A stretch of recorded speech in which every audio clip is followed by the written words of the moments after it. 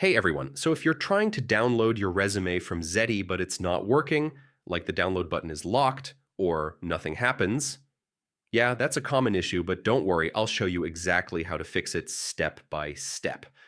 First, understand that Zety's PDF and Word downloads usually require payment, so if those options are locked, it's not a bug, it's part of their system. But here's the workaround. You can download your resume as a text file for free. Just select the TXT option and download it to your device. Now open that text file in Word or Google Docs, format it properly, and then save it as a PDF. This gives you a clean resume without paying.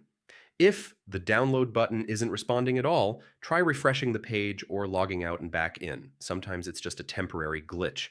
Next, clear your browser cache.